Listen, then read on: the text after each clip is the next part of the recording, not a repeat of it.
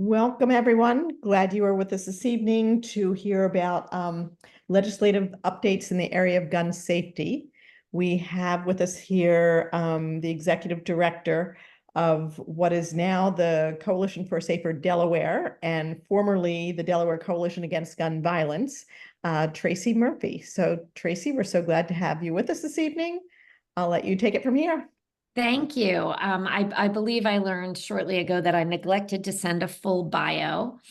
And so I'll just share that I took over as the leadership role at the Coalition Against Gun Violence in January of 2022. And before that, we had been a fully part-time operation, operating with a lot of volunteer support. There are probably some folks on this call who volunteered in the very early years to get our organization up and running and off the ground. And when I joined the Coalition Against Gun Violence as a volunteer, it was shortly after the shooting at Sandy Hook. I felt called to act, having been the mother of a first grader at the time that all of those young first graders were murdered in their classroom. And I very quickly recognized that I had a little bit of time and a little bit of bandwidth and some communication skills, and somebody could put me to work. And over the years, I did various levels of volunteering with the Coalition Against Gun Violence, with Moms Demand Action, with March for Our Lives. And then I joined the board of the coalition in 2019, left the board and was hired to do part-time work in 2020 and joined the staff as our first ever full-time director in 2022. And I think the rise of our ability to sustain a full-time professional over that time is really indicative of the world's palette for gun violence prevention, right? The nation is starting to really come to terms in a big way with our gun violence crisis. And it has become a much larger issue. No, it hasn't become a much larger issue. It has always been a large issue, but it has now become a larger share of the talking points of elected leaders and politicians. It's becoming a much more palatable conversation. It used to be something that people never talked about. And now it's a topic that people talk about all the time, from something that had been sort of the third rail of politics to today, a lead issue for voters and for candidates. And I think that is largely because of advocates, and particularly women and young people who have spent a lot of time in the last decade finding their advocacy voice on this issue and really just refusing to back down. And so I thank the group at Westminster Presbyterian for having always been passionate about this issue, passionate about community safety, and recognizing that there is work to do. And we're really grateful for your interest and your partnership, and always sort of being on the right side of the big issues that matter so much to people in the community. So thank you for having me, Lynn, and everybody. It's really nice to be with you. We're a small group tonight, so I hope you will jump in if you've got questions or feedback, or you need me to clarify something. We don't have to be formal. I'm just, here, and please feel free to do that. And I'm going to share a few slides and data points. But again, jump in with questions, jump in with clarity. I'll do my best. Some of the slides might be a little hard to see, and I'm on our 4th year of Zoom. I'm getting good at it, but I wouldn't say I'm an expert, so I'm probably going to mess up something at some point. But I'm going to start to share my screen. At this point, wait, hold on, share screen. All right, I think I'm doing it right. You should see a slide that says myth busting matters. Yes, it's up. Okay, great. So this is from a talk I did recently to a group of voters who were asking specifically about how to talk to people about gun violence, because there's still so much confusion and misinformation that floats around. And before we jump into that, I want to talk about some of our recent legislative successes. The list you have in front of you is a comprehensive gun safety list of policies, all of which have been signed by Governor Carney, which means they have been passed in the last 8 years since the Coalition Against Gun Violence has formed. And it's really important to recognize that if we go down, these aren't exactly in order, but if we start with the Beau Biden Gun Violence Prevention Act and banning bump stocks and red flag legislation and increasing school safety over here on the left-hand side, most of that was done in the first 4 years of the Carney administration. And then in the last 4 years, we start with banning assault weapons, high capacity magazines, raising the minimum age, holding the industry accountable, and all of these other policies on the right-hand side, which I think really is exemplary of the speed with which we have worked. So these were not sort of scattered around over 8 years. These policies were driven through in the last 4 years. And what that tells us is in the first half of the Carney administration, we did not have legislative champions sitting in the room. I believe that if we had put any of these policies in front of Governor Carney in those years, he would have signed them. But he didn't have anyone asking. No one was doing the asking. There was a big push to turn over some legislative seats that happened in 2020, and that victory led to the ability to get a lot of this legislation on board. I want to talk quickly about the 7 bills that we did in this most recent term. 2 of them were signed just about a year ago. They were passed in the first half of this General Assembly, and that was banning firearms in schools and banning firearms in polling places on election days. This summer, of course, with the assassination attempt on former President Donald Trump, there was a lot of talk about political violence. That was like sort of, it ate up the news cycle for a week or so when everyone was talking about political violence, and every elected official was releasing a statement saying violence has no place in our political landscape. And Delaware knew that already. And we really advocated strongly for this policy of banning firearms in polling locations after what happened on January 6th, 2021, when we said, we just can't have people feeling intimidated when they're exercising their right to vote. We can't have poll workers feeling intimidated or uncomfortable or unsafe when they are working at the polls to help folks access their, freedom to vote. And so that was a bill that frankly went through in a very quick and bipartisan way, as did the banning firearms on school grounds. Most people will say, well, the firearms were already banned. And they were not. It was actually just a policy.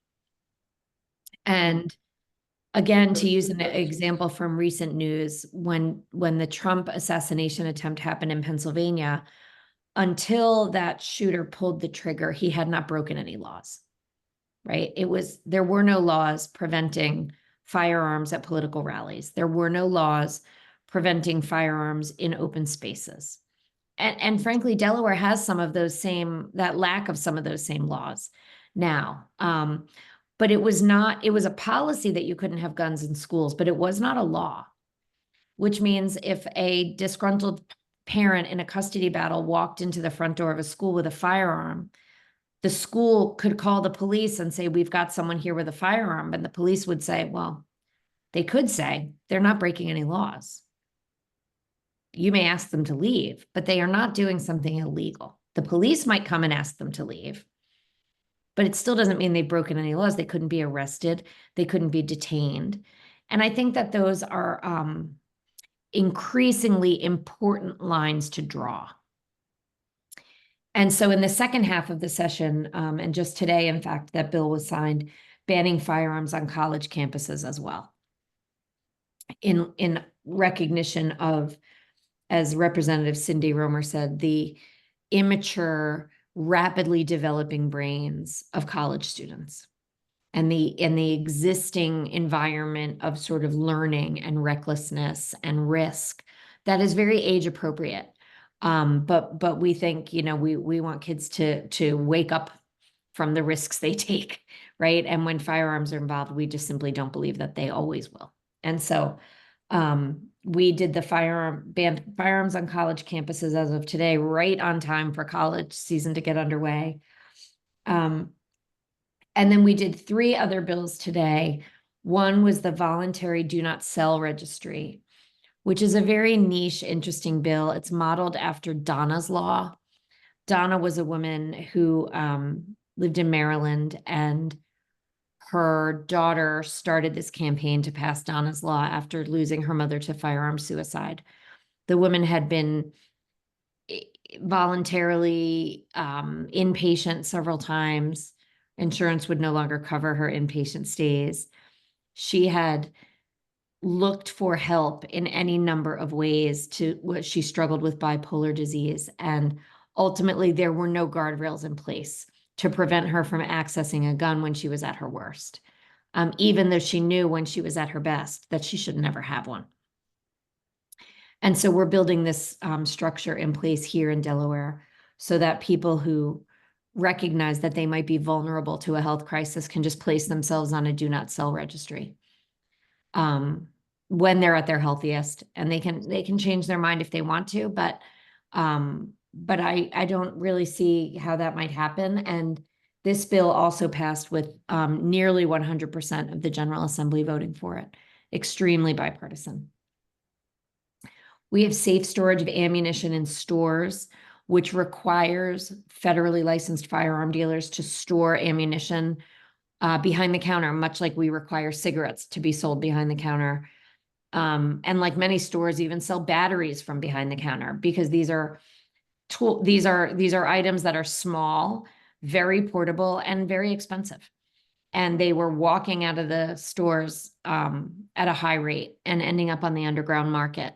And so we now require that firearm licensees must store ammunition behind the counter. It can't be sold off the shelf. We also passed safe storage of firearms in vehicles, which is a policy designed to address the more than 600 firearms that have been stolen out of cars in the past handful of years. We know that there are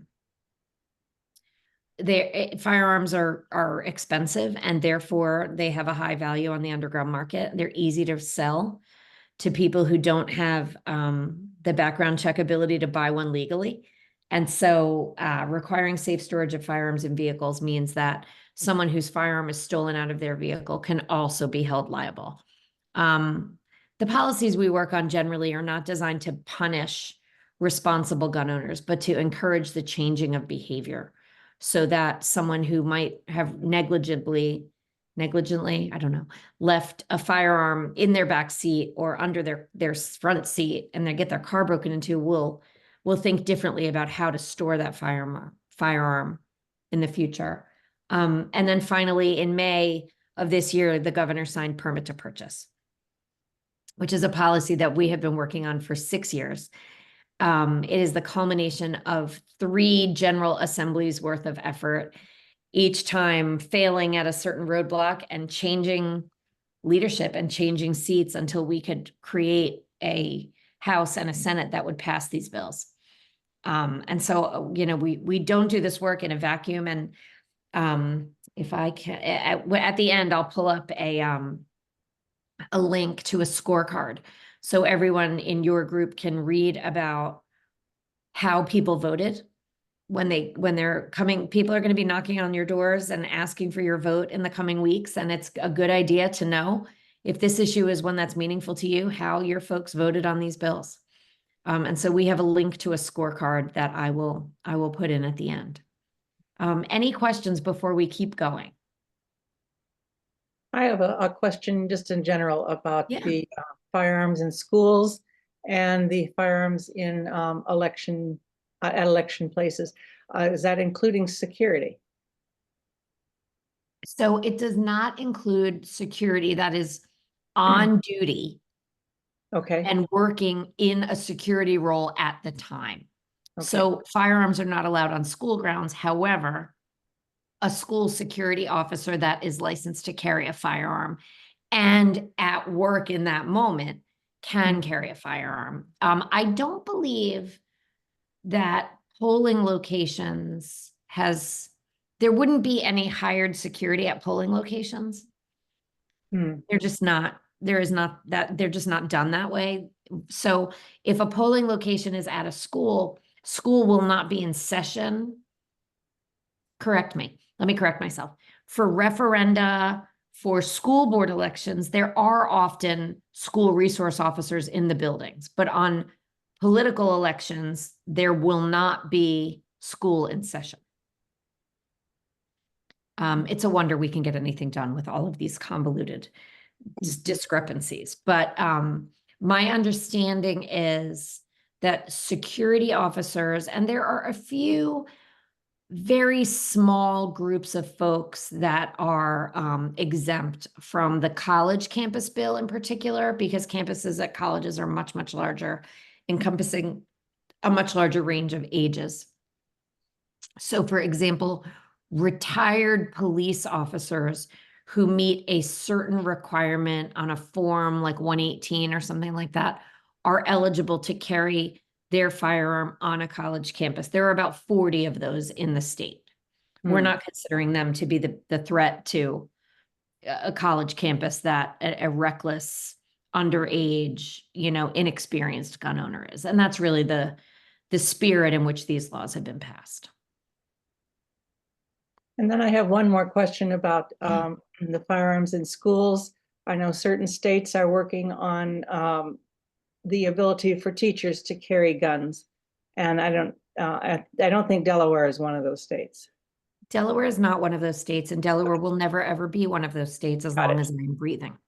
Good. I will never accept allowing teachers to be armed. Just that is a no. And actually, that's one of the things that we talked about when we were discussing banning firearms in schools, is someone said, well, what about teachers? And I said, no, also them, also Yes. teachers.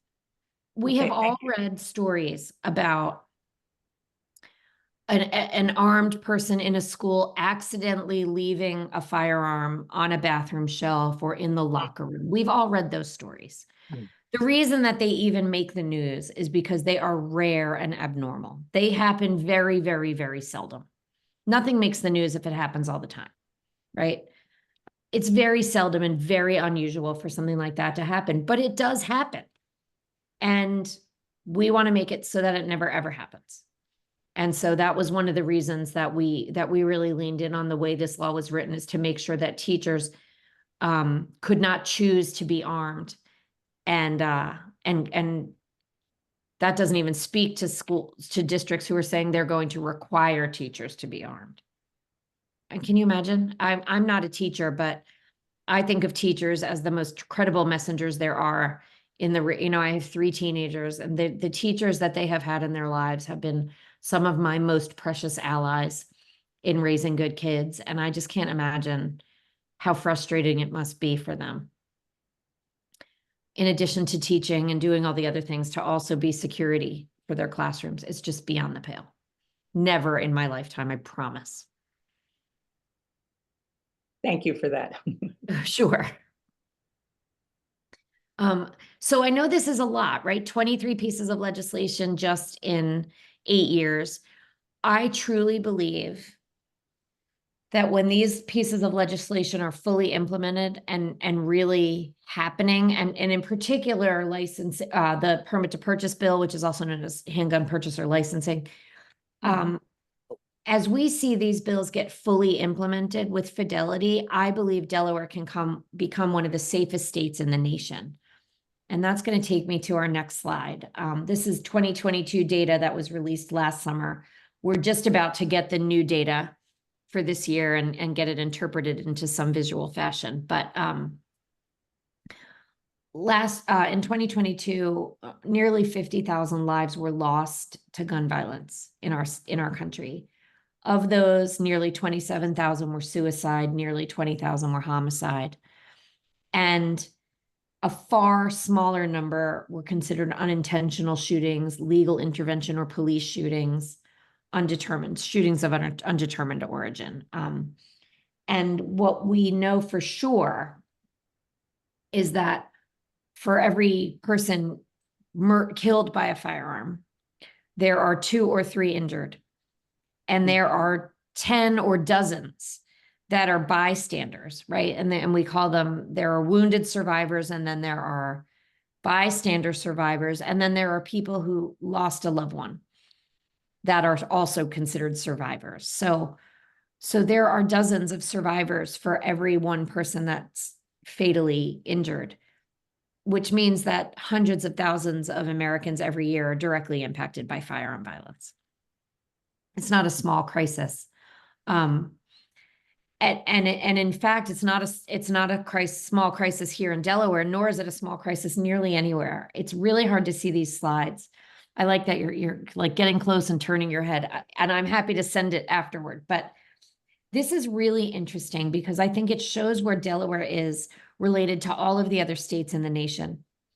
All the way on the left, we have Mississippi. And again, this is 2022 data. The 2023 data is a little more encouraging. In 2022, Mississippi had the highest rate of homicide in the nation, a very high rate of suicide as well, and a high rate of legal interventions or other kinds of shootings. Compare that to Delaware right here in the middle. Very low. We were about half homicide, half suicide, unlike the national data. And where nationally speaking, suicide is a much higher percentage of firearm related deaths, not necessarily injuries. 50%. Very different than it is in other states than it is here. And then all the way on the right, we have Massachusetts and Hawaii and New Jersey and New York. In fact, if you look at some of these safest states in the nation, many of them are driving distance from where we live, right? And even the ones that we think of as they must be so much more dangerous, like Texas is safer than we are, like Pennsylvania, Philadelphia, like Florida. How many of you think Florida is like the Wild West when it comes to gun safety?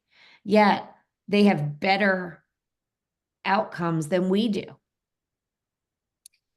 And so we have to look at our unique problem to determine what specific solutions we need. We need very different solutions to address gun violence in Delaware than they do in Mississippi or than they do in Hawaii, right?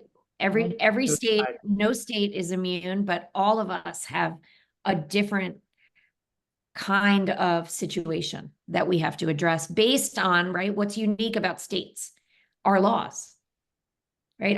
In many other states, we have educational outcomes that are nothing to be proud of. In many other states, we experience some of the same root causes.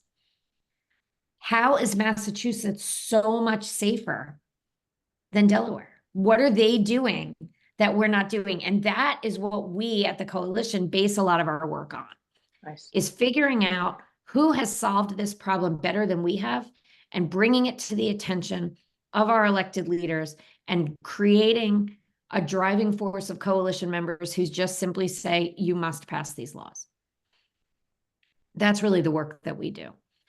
And the reason we've had to work so much harder over the past couple of years is because, and I'm happy to go back to these or answer questions if anyone's got questions before I keep going.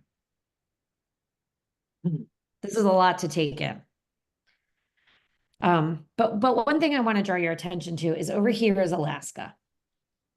Very small rate of homicide, very large rate of suicide.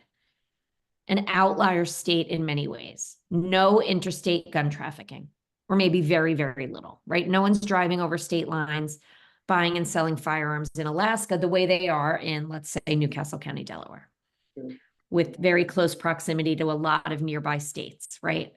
I mean, from where we are, in 6 hours, you can be in North Carolina, and in 6 hours, you can be in Boston. That's pretty easy pickings to drive through a lot of different states and amass firearms as you go. Compare that to Hawaii. Very small rates of both homicide and suicide, also no interstate gun trafficking, right? So what's the difference? The difference is that Hawaii has strong permit to purchase law. They have resources allocated for suicide prevention, and they have good community interventions. They have close-knit, tight communities. Alaska has the opposite of that. Very few gun laws, restricting purchasing not at all. Huge independent population, people living far off the grid from neighbors with no access to resources or healthcare, right? And so we see far higher rates than we do in Hawaii for states that are part of a nation like the rest of us. So that's always been a very interesting comparison for me. Any more questions before we jump in? I think you'll find this interesting. Part of the reason that firearm violence has been so prevalent in the last couple of years is because in 2020, firearms in the United States were more than 20 million firearms were sold in 2020. Any ideas why? Who knows why we sold so many guns in 2020? Any thoughts on that? A combination of the election and COVID. Yeah. I mean, this was March of 2020. We saw nationally and in Delaware the most firearms sold than any other time in history in any month. We beat our own record in April of 2020, and we beat our own record again in June of 2020. June in 2020 was the George Floyd crisis. Massive calls for racial justice, police violence, police brutality at a very highly concentrated conversational level, right? It wasn't happening a lot, but it was talked about a lot. And it was, again, because a lot is things that we never hear about or talk about. It's unusual and rare occurrences that we hear about on the news. But the COVID crisis drove firearm sales at the highest rate we've ever seen.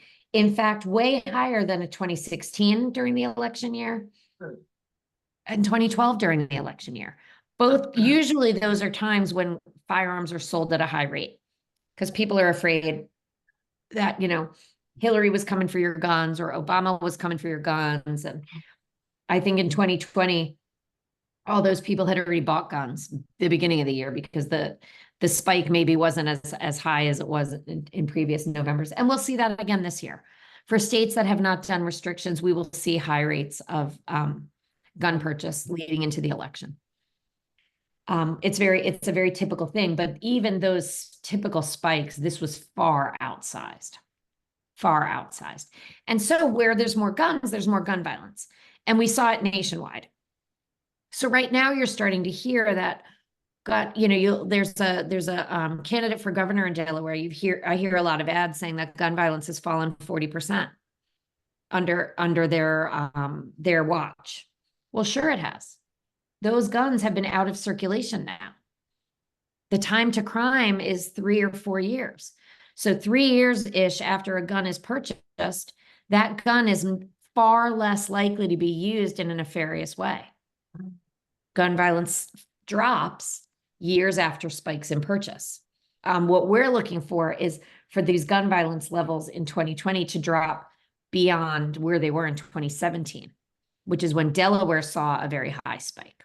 And that's when a lot of work was being done around community violence intervention. And the reason that this issue speaks so loudly to me personally is that, I have kids, right? My pediatrician told me, put them to bed alive and you have done your job as a mother. When my twins were 15 months and they toddled into her office and one of them, fell and he's crying and the other one's crying, everyone's crying, I was crying. And the pediatrician just said, don't worry about it. Put them to bed alive. And that's harder to do in marginalized communities. And when you're dealing with high levels of community risk, which frankly is everywhere in our country now, gun deaths among U.S. children increased 50% between the beginning of the COVID crisis and the end. Or I'm sorry, the year before the COVID crisis emerged and the following year. 50%. I mean, that's just unacceptable to me. And so we come to this sort of election year when we get a chance to, as I always say, overthrow the government and get them to do what we want them to do. And you'll hear around kitchen tables and at the doors if you're canvassing for candidates or being talked to in those ways, that guns make us safer, right? Guns make us safer. We need guns to protect ourselves. That's certainly what all these people thought.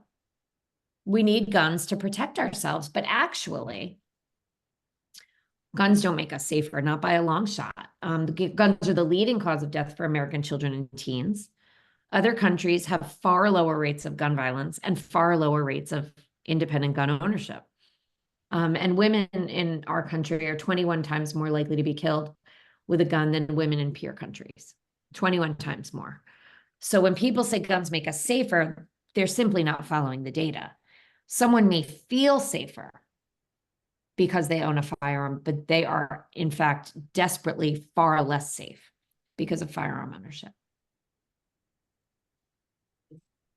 We also hear that there's no reason to pass laws because criminals will always find a way to get guns. Don't pass laws. Don't do permit to purchase. Criminals are not going to go seek a permit. But actually they do. In fact, laws like background checks stop gun sales every day. Since 1994, these laws have blocked more than 4 million gun sales to people who could not legally own guns. Unfortunately, people who can legally own guns can absolutely go and sell them on the black market or the underground market, forgive me, illegally. That happens all the time. And so to create stricter penalties, I don't know, I don't think we can punish our way to prevention, but we can create stricter policies on the front end to prevent people from being able to purchase those firearms in the first place. And that's an area where Delaware is becoming a real leader with our permit to purchase policy. It's incredibly important that people recognize that the permitting process doesn't prevent criminals from trying to buy guns. What it prevents is licensed firearm dealers from selling guns to people that don't have a permit. And currently, people sell guns. Gun stores in Delaware sell guns to people without permits all the time. In fact, recently, has anyone heard of Hunter Biden?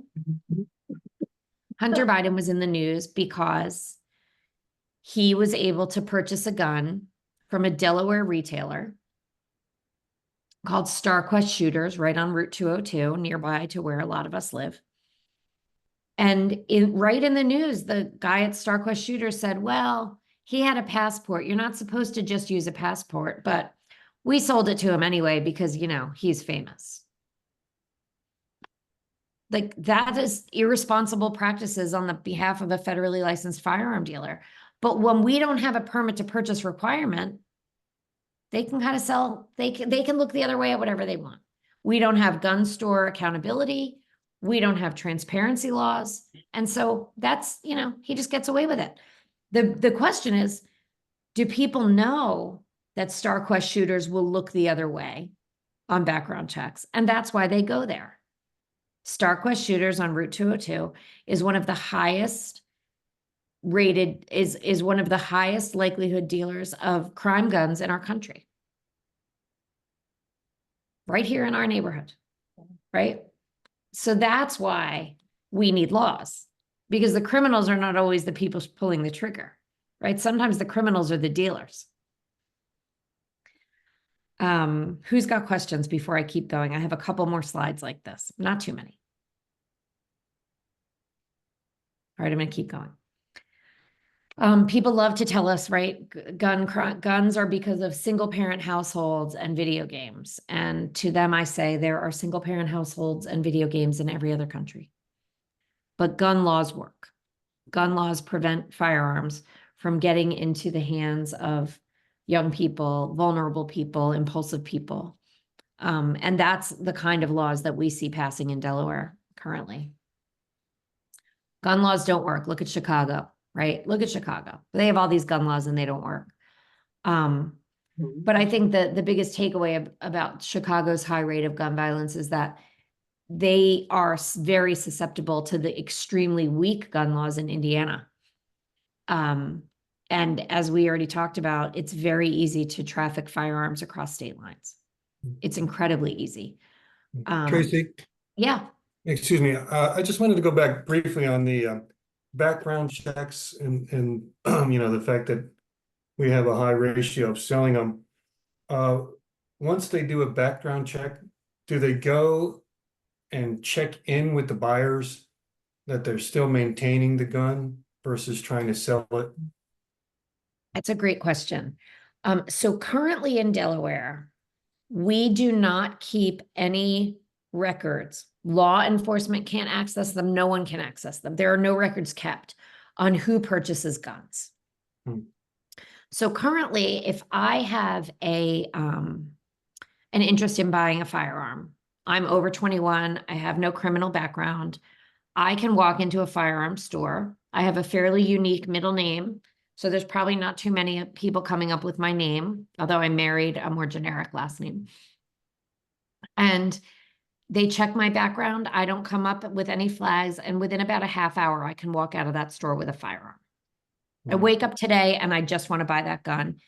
And then when I leave, there are no records kept beyond that gun's serial number was sold from that retailer. So if I buy it at StarQuest Shooters could tell the police, yes, that firearm was purchased from our store, but they don't keep records on who buys it. So there is no way to do follow-ups on who's maintaining those weapons. Okay. We seek to change that with a registry law accessible by law enforcement exclusively for the purpose of solving crimes. But currently we don't have, that's not been palatable in the General Assembly. And so we go back to work in election season and get stronger champions elected. The permit to purchase policy will change that by sort of removing the impulsivity. It will require not just a basic background check, but a comprehensive criminal background check, including fingerprinting. Wow. People currently don't need to be fingerprinted to buy a firearm, but once this law is in effect, which is in about a year and 2 months, because it's going to take that long to build the background check system up, create paperwork and processes, and hire staff to run it. People will be required to get a comprehensive criminal background check, which is the same background check you currently need if you volunteer in a school. Okay. And then people will be, they will have to be trained on safety and handling, including live fire training, so they know how to operate the item they just purchased. And then finally, they'll have to do an in-person appearance before law enforcement, much like the DMV. You make an appointment, you show up, you have a discussion with the person where they say, are you who you say you are? Did you pass all of the requisite training? Let me see your paperwork from your licensed trainer, et cetera. And then that gives the police officers an opportunity to say, in fact, we don't want you to purchase a firearm based on reasons. Maybe the local law enforcement has regular calls to your house for disorderly conduct. No one gets arrested, but they come out to keep the peace, and they decide they don't want a firearm to enter into that environment. That's within their rights to do that. And yeah, so that's sort of the overview. But I think it would certainly be helpful to know that the firearms that turn up at crime scenes, that we could trace them back to who bought them, because that means we could trace them back to who illegally sold them to someone else more often than not. Right. And that's why nobody wants to pass those laws, because we got to keep those people protected, of course.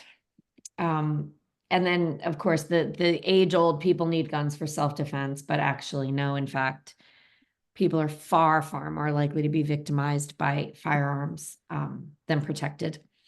Every time you hear about a defensive gun use, just remind yourself that we only hear about the things that are rare and abnormal. Everyone has a story about how they read about somebody who, shot the murderous intruder, but actually, no, it just doesn't happen at nearly the rate anyone thinks it is. And the biggest issue during election time is telling candidates, of course, that people will say they can't win if they support gun safety. And we hear that a lot in Sussex County and Kent County, which have higher rates of gun ownership than Newcastle County.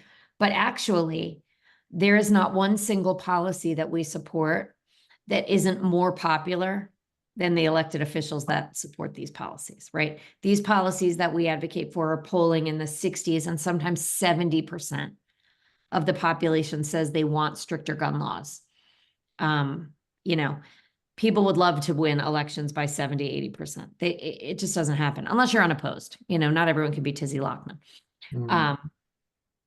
But gun violence is a major problem. 6 in 10 adults say it's a major problem. And I think it's something like 8 in 10 young people who have spent their childhoods hiding behind their desks and being told someone's coming to their classroom to murder them. So the good news is we are making big progress in this movement. I started our conversation by talking about that a little bit, right? 23 policies in Delaware in 8 years. Most or many are bipartisan. Congress passed the bipartisan gun safety bill 2 years ago, the first federal level gun safety legislation in 30 years, establishing a White House Office of Gun Violence Prevention, which has been an enormous asset to folks in states on the ground.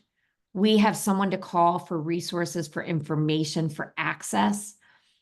It is incredible how much attention they are paying at the White House level to funding that is being directed to states. I am regularly being asked, why has Delaware not drawn down this funding yet? And the answer is bureaucracy and red tape, but we're getting there. And I really do believe that all of the change in this movement has been driven by the people right here. These are the kids at the March for Our Lives, the second march after a couple of years ago. This one right here is my daughter, who is leaving for college in a few weeks. Great. I'm very grateful that the college campus bill passed, although she is going to college overseas. And so she is far less likely to be the victim of gun violence in her new home, which I can't help but wonder if maybe she knows a little too much about gun violence from listening to mom on Zooms for the last 4 years. So I'm going to unshare if I can remember how. I'm going to stop sharing. And I hope that you all have questions. Maybe you learned a little something, you have some follow-up information that I can provide. I'd be happy to do it. I mean, it's so impressive to hear it all packaged together in terms of those 23 pieces of legislation passed in the last 8 years. I mean, that's just incredible. I guess my question is, what are the next priorities? What are the next pieces of legislation that we'll be hearing about and asking our legislators to pass in the next session? It's a great question. We actually were having some conversations like that today after the bill signing earlier, because of course the palette and the appetite for gun safety policies will depend on who gets elected. But the policies we really want to pass, in fact, won't change. The speed with which we can pass them will. But the heaviest lift for us, and I think the most important policy, is adding a database component of some kind so that when folks do purchase a handgun, and I think we can likely restrict it to handgun access. Very, very few crimes are being committed with long guns, with hunting weapons. It's just not, that's not what we're not looking to be a lock case society. We just want to prevent crime and suicide. And that is largely being driven by impulsive access to handguns, right? Gun violence happens at the intersection of access and impulse. So if we can never regulate impulse, right? That's human behavior. You can't regulate love. You can't regulate hate. We've tried in our country to regulate these things, and we cannot do it. We cannot regulate human emotion, but we can regulate access to firearms and impulsivity, quick access. And so that's why you hear about things like waiting periods, right? Should there be a waiting period? Well, the permit to purchase process in a sense, does create a waiting period. But maybe we need waiting periods for every kind of firearm. Plan ahead. I tell my teenagers this. Don't come to me at 11 p.m. with your plans. Plan ahead. Right? An impulsive plan is probably not a good plan. So I think we really want to lean in on a database. There are some cleanup things that we need to do for a policy that got through, kind of squeaked by at the end of session around changing the definition of a firearm. That was a nail biter. And we lost that war. Well, we lost that battle. We're going to win the war. But the battle was over the changing the definition of a firearm in Delaware code. Delaware has a stronger definition of firearm than other states. And this policy brings us back in line with other states, which is not necessarily a problem, except for that now we have to change policy and add some things like airsoft rifles, paintball guns, things that the state parks and the county parks don't want allowable in their parks that used to be under the umbrella of firearm, but now are in fact just allowable items. So we got to do some technical cleanup. I don't think that'll be a heavy lift, but we got to get that done. And then we want to start to really talk about laying the groundwork for the banning of open carry. We don't believe that anybody should be allowed to carry a gun in Costco. But people are today allowed to carry guns in Costco. If you own firearms, you can just carry that gun. That's fine. So, we want to kind of eliminate those points of access. And then we want to just make sure that I think that was Lynn. I think maybe her phone died. Now she's coming back in. Let's see. You're back. So, I think we want to look at sensitive places. Polling locations and schools are sensitive places to carry firearms where the presence of a firearm makes the environment more dangerous globally. Bars and restaurants are a good example of that. We don't think that when people are drinking or in a high stress environment like a casino, that we necessarily want to introduce firearms into that. So can we create more sensitive places and protect people in those vulnerable or more vulnerable environments? So those are some of the things we are looking at. The challenge is always, can we get a legislator to take it on? And usually we can. We've got some strong champions. And I think we're going to lay the groundwork for that and see where we go. But I think there are a couple things that we know we can get done quickly, and then quite a few, we've done, if it's easy, we've done it. So we're starting to get into the next level of gun safety legislation. But I will say that with the addition of permit to purchase, I believe that the national groups will rank Delaware as an A-rated state for gun safety laws. And I believe what happens next is we drive the leadership environment into fully funding intervention programs and funding prevention education so that we can fulfill the promise of those policies, making sure they're implemented fully, right? I mean, I think you're a well-educated, engaged community, and you folks probably didn't know about some of these laws tonight, right? So imagine people who are less engaged, less informed, less community-minded. There's no dollars being put into prevention education. I'm literally my whole team is right here, right? I'm doing this literally 5 and 10 people at a time in our state because there's no funding for it. So imagine what we could do with increased funding. And in fact, we wrote a grant and asked the United States Congress to give us some money to do prevention education, and Senator Carper included it in his congressionally directed spending. And we think that will materialize, in which case we'll be able to hire a full-time educator to develop and implement a curriculum and take this show on the road and get into classrooms with young people where we believe change needs to happen first, right? We need to go upstream and prevent people from falling in the river in the first place. So we're poised to do some big work on the prevention education space. And now that we've got these policies in place, we really have a lot to talk about. I believe in 10 years, Delaware will be the safest state in the nation. I think we can do it. So join me. This is what we're doing.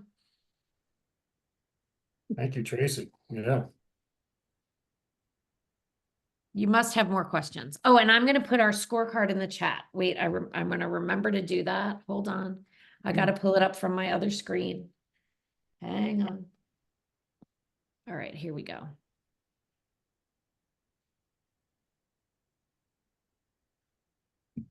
saferde.org and our resources. And here's our scorecard. So, I'm going to put this in the chat, and you should please feel free to copy that link and send it out as particularly as folks are looking for their vote. Do me a favor and refresh the link in like 3 days, because there's one error that we're going to fix. It shouldn't change anyone's mind on Representative Ed Osinski, who's been a real champion on this, but I'm going to blame the intern, because it really was the intern who put the wrong checkbox in the wrong column. But we're going to get that fixed. And then I'm also going to put my email address in the chat. So if anyone's got follow up or wants to introduce me to another group that you work with, I'm happy to do this. Most of the year I'm in the Wilmington area, but I'm happy to travel, and Zoom couldn't be easier. So really, this is what I love to do, is share this good work that we're doing with other folks, and really bust those myths and get people to understand that, personal safety is a personal issue, but it's also a public health issue. So Traci, one more question for you. You Sure. talked about the intersection of access and impulse, and that, the gun safety laws are all about the access part, and it's hard to do things about the impulse side. But you did just mention doing more on violence interventions, which does attempt to get at that other side. Can you say a little bit more about that and the plans to get more funding and programs in that area? Sure. So we typically in the gun violence prevention movement recognize that there are 3 concurrent lanes to building a safer community, right? Good policies first, prevention education, and also well-funded, well-managed community intervention programs. And without all 3, you will not succeed in gun violence prevention. You just can't. They all have to be in place. Our organization works on the prevention, education, policy implementation, and policy advancement side. But there's a whole group of folks working on community intervention work in Delaware. The most successful ones are operating under a model called the HAVI model, which is the Health Alliance for Violence Intervention. And there are 3 really specific programs that the HAVI model encourages. One is community violence intervention or interruption. And these are the folks working on the ground with kids who are falling off the tracks. They're getting them right back on the tracks, right? These are mentors. These are boys and girls clubs. These are big brothers, big sisters, right? These are the kinds of folks who are putting up guardrails around young people who are so vulnerable to community violence. Then there are groups like GVI, which is group violence intervention. Another word for group is gang. And these are the people saying, you're getting yourself in a gang. We're going to give you an alternative. You can come out of that, and we're going to give you the protection that you seek from the gang, right? We're going to give you the access. Sometimes we're going to give you access to income. We're going to help you find a sustainable job that will help feed your family, right? These are all parts of group violence intervention. And then there is the hospital-based violence intervention program that runs currently out of Christiana's Trauma Center. When someone presents in Christiana Hospital with a wound from like a street war, whether it's a gunshot or sometimes a stabbing, but usually it's guns, there is a process in place where interventionists will come and talk to that victim so that their family doesn't get engaged, their family and friends, right? Their family in retaliation. Retaliation is a really big source of gun violence crimes in communities, right? You shot my brother, now I'm going to come shoot you. And so they get engaged on retaliation prevention and all the way through to support for relocation. Sometimes people say, I'm going to get shot again if I go back to that neighborhood, right? They just know they are. Often people who are wounded by a firearm are wounded by a firearm again. it's a very small population of folks that are involved in the really deep community violence circles. And those folks are engaged again and again and again. And so a lot of these intervention programs are designed to address very small portions of the population that are at the very highest risk for gun violence. And then on the other side of that, of course, is all of the good work happening in the lane of suicide prevention, from access to better mental health supports in schools, to wraparound services, to poverty eradication, fair housing. All of this goes to building the stronger society that is vulnerable, and making the society less vulnerable to firearm violence. Again, less impulsive, right? A lot of what comes out of impulsivity is trauma. And so if we can prevent trauma, if we can operate in a trauma-informed way, can we do a better job of protecting people from their own impulses? And the answer is yes, because we've seen it play out in other environments. Thank you. Sure. I know we're just slightly past 8 I'll o'clock stay now. all night. I got nothing else to do. The Olympics are over. There's not, and I don't watch the Phillies. We already talked about it, so I'm good. Are there any other questions? Norman, Judy, did you have something? Well, this has been extremely helpful. Thank you. I'm really touched that you all chose to spend some time with me this evening, and I hope that our paths will cross again and again. I see somehow wherever I go, I seem to see Lynn. So I know that you all are doing great work and really paying attention to what's happening, which is so encouraging for those of us who are, sort of fighting the fight on the front lines. Yeah, well, thank you so much for joining us tonight and sharing the updates and your insights and wisdom on what's happening. And we thank you so much for all that you're doing in advocating for a safer Delaware. Thank you. It was a pleasure to Thank be you. with you. My pleasure. Thank Thanks you. so much. Thank you. Good night. Thanks, everyone. Good night.